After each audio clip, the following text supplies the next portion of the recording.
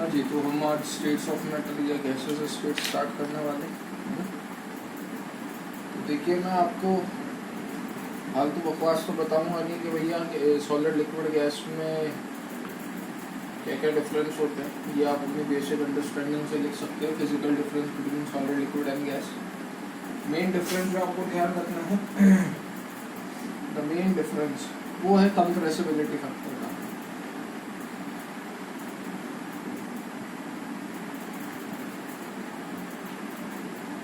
Solid, liquid and gases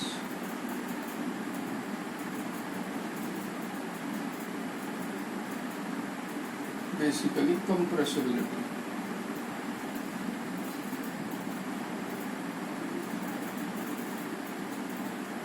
ठीक है, the main difference between solid, liquid and gas is basically compressibility. क्या difference? We know that gases are highly compressible.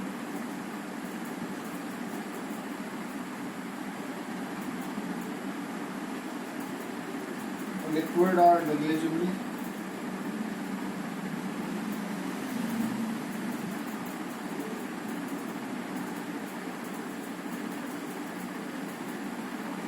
कर सकते हैं, but बहुत कम। Solid की बात करूँ, नॉन कंप्रेसिबल है ना। तो ये होपफुली आप समझ सकते हो। मैं इस मार्कर पे कितना ही फोर्स डाल लूँ, देख पा रहे होगे तो कंप्रेस तो होना नहीं है ना। इसी बेसिस को या इसी चीज को मद्देनजर रखते हुए अगर आप ग्राफ प्लॉट करना चाहो बिटवीन प्रेशर एंड वॉल्यूम, तो since solid are non compressible, उनका ग्राफ ये आएगा। लिक्विड थोड़े से कंप्रेसिबल होते हैं तो उनका ग्राफ ये आएगा। कि गैस की बात करो तो गैस का ग्राफ बिल्कुल ही आता है, ठीक है ना। यहाँ से आप देख सकते हैं वॉल्यूम घट रहा है तो प्रेशर बढ़ रहा है। Clear? These are for solid, ये लिक्विड के लिए होता है, it is for gas. Next we move on to, ये नोट डाउन कर लेना, चीजों को ध्यान से सुनिएगा। फालतू बातें अपन करेंगे नहीं, टू द पॉइंट बात करेंगे। जितना जल्दी हो सके चैप्टर को खत्म करने की कोशिश करें।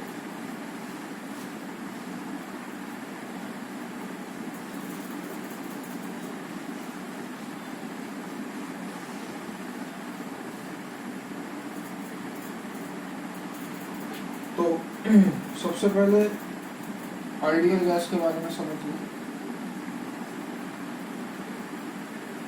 पहले मैं सारे पॉइंट्स लिखूंगा, उसके बाद हर एक पॉइंट का जस्टिफिकेशन दूंगा, अनलेस अदरवाइज बोर्ड ना भर जाए।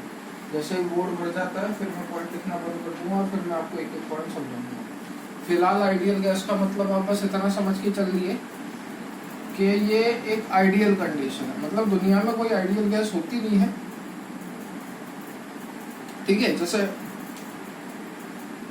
हर कोई बोलता है ना कि जैसे आपके घर वाले भी आपको किसी से कंपेयर करते होंगे, उसके जैसा बनो, तो आपके घर वालों के लिए वो जो भी है वो आइडियल हो गया। उसके घर वाले भी कहते होंगे, कुछ सोचते होंगे कि भाई आगे जाके ऐसा बन, तो उनके लिए वो एक आइडियल सिचुएशन हो गई। एक्चुअल में होता क्या है, आइडियल गैस जब दुनिया में है ही नहीं तो ली क्यों गई, तो उसके पीछे का रीजन ये है कि वो एक स्केल सेट करना चाहते थे। जैसे अपना स्केल ये है, अब आप उस स्केल के कितना क्लोज पहुंच पा रहे हो, आप उस स्केल के इतना क्लोज हो, इतना क्लोज हो, इतना क्लोज हो, तो ये स्केल है मेरा आइडियल। ये कुछ होता नहीं है, लेकिन हाँ, आप उस आइडियल गैस के कितना पास पहुंच पाए, आपकी अचीवमेंट उतनी ज्यादा मानी जाएगी। तो आइडियल गैस बेसिकली कुछ नहीं कि स्केल सेटअप करता है। And what are the conditions for ideal gas, तो वो अपने को थोड़ा सा ध्यान रखना है। A gas will be called as ideal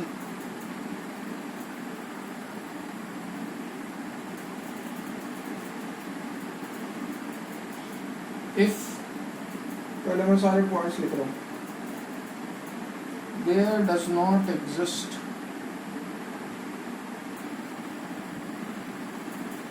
any intermolecular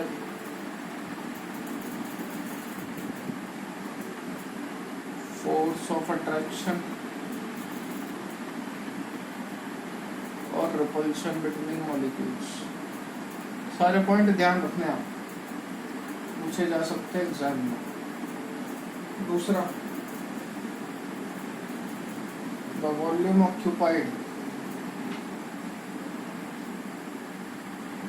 by the molecules of ideal gas is taken to be 0.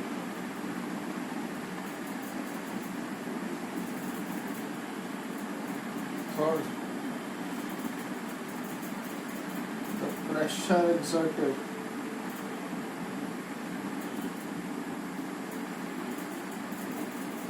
purely because of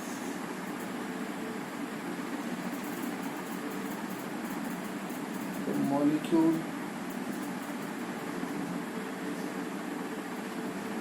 because of the collision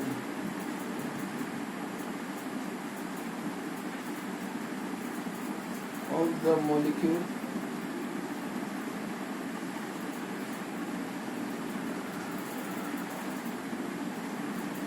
with the wall of the container.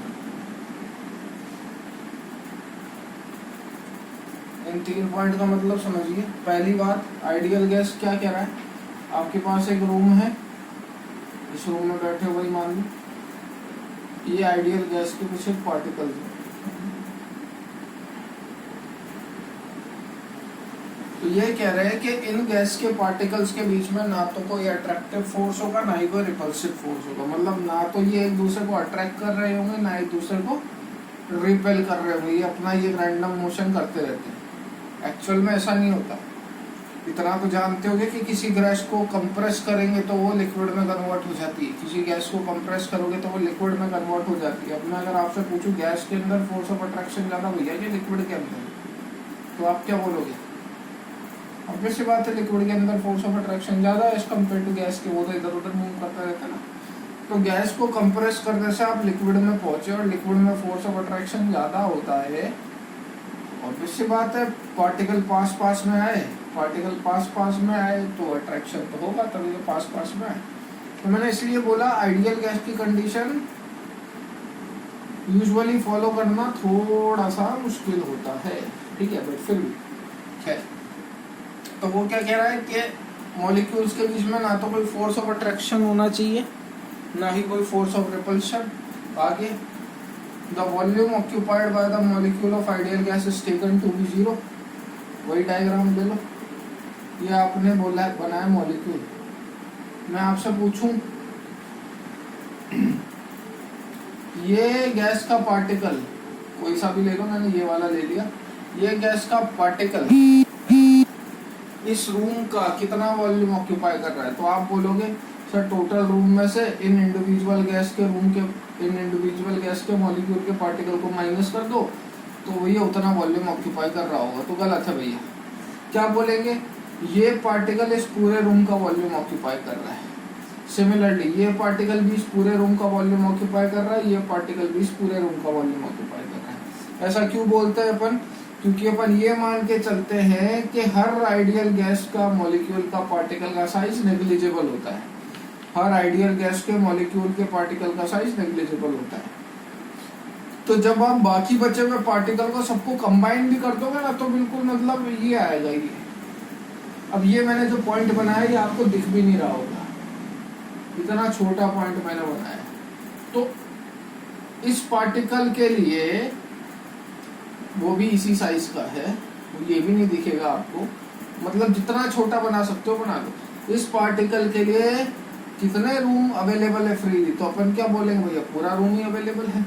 तो actual में ideal gas के particle का size जो है वो इतना छोटा होता है कि वो उस रूम के साइज के रेस्पेक्ट में कुछ भी वॉल्यूम ऑक्यूपाई नहीं करते। आप मान के चलो शहर जितनी बड़ी टंकी है जिस भी शहर में आप रहते हैं और उसमें मैंने 1 ड्रॉप पानी डाल दिया, 1 बूंद। अब मैं आपसे 2 बूंद पानी डाल दिया, मैं पूछूं आपसे वो 2 बूंद कितना वॉल्यूम ऑक्यूपाई कर रहा है उस कंटेनर का? तो आप क्या बोलोगे? दोनों ही पूरा पूरा कर रहे हैं। अरे उस पूरे कंटेनर के रेस्पेक्ट में 1 ड्रॉप वाटर का क्या सेंस है? समझ में आया ना? वही सिचुएशन है यहाँ पे। तो the volume occupied by the molecule of ideal gas is taken to be 0। मतलब चाहे आप 1 करोड़ पार्टिकल ले लो, कोई अगर पूछे वो 1 करोड़ पार्टिकल कितना वॉल्यूम ऑक्यूपाई कर रहे होंगे उस रूम का, अपन क्या बोलेंगे? पूरे रूम का वॉल्यूम। हर पार्टिकल कितना वॉल्यूम ऑक्यूपाई कर रहा होगा उस रूम का? पूरे रूम का वॉल्यूम। क्लियर? अगला क्या बोल रहा है? Pressure exerted by ideal gas is purely because of collision of the molecule. इसके अंदर जो भी प्रेशर लग रहा होगा, ये क्यों लग रहा होगा कि ये पार्टिकल इसकी दीवार से टकरा रहे हैं। आपके रूम की दीवार पे जो भी प्रेशर लग रहा होगा वो क्यों लग रहा होगा? क्योंकि आपके कमरे के अंदर जो गैसेज है वो उस दीवार से टकरा रही हैं, वो इस तरीके से कोलाइड कर रही हैं, तो वो उस पर प्रेशर जनरेट कर रही हैं। इस वजह से ये पॉइंट सिग्निफाई करता है थर्ड। ठीक है, so from here will continue in the next class. आप यहाँ तक उतारिए।